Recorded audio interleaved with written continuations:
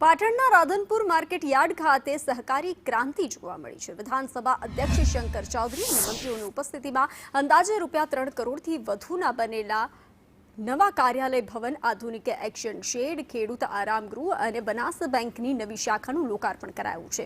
એશિયામાં સૌપ્રથમવાર અહીં સોલાર શેડ બનાવાયો છે।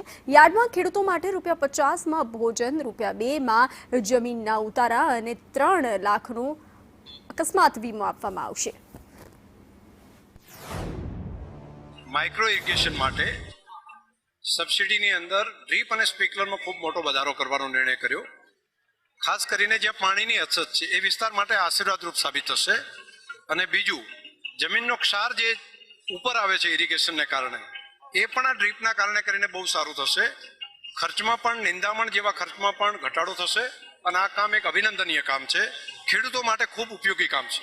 ધરતીપુત્ર કિસાન પુત્રની સાથે ગઈકાલથી જ અમારા લવિંગજી ધારાસભ્ય શ્રી પણ આનંદપૂર્ણ છે, સમગ્ર વિસ્તારમાં ફરી રહ્યો છે। માની મોદી સાહેબને આભારી સમગ્ર ઉત્તર ગુજરાતની ધરતી એ સુજલામ સુફલામ માં નર્મદાના નીર એ ફળફળ વહેતા થયા છે, ત્યારે એ નવપલ્લવિત ધરતી બની છે।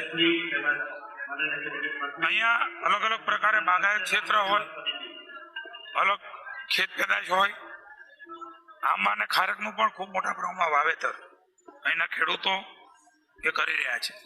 રાજ્ય સરકારનો લાભ પણ મળી રહ્યો છે। માની ભૂપેન્દ્રભાઈના નેતૃત્વની અંદર શેર બનાવવામાં આવ્યો છે, એટલે ખેડૂતો એનો માલ અંદર ઉતારે, વરસાદ આવે તો પલળે નહીં, મજૂર હેરાન ના થાય, ગરમીની સિઝન હોય તો પણ શાંતિથી એનો બધો વેપાર અને તોલ થઈ શકે, જે આ ખેડૂતોને મોટી રાહત થાય અને શાંતિથી ઉતારે એમને હોવા માટે બનાવ્યું છે। આરામ ગૃહ વત્તા બનાસ બેંકનું ઉદ્ઘાટન છે, તો પણ ખેડૂતને અને વેપારીને બનાસ બેંક હોય તો બારે પૈસા લેવા માટે જવું ના પડે અને બધું છે એ બહુ સારામાં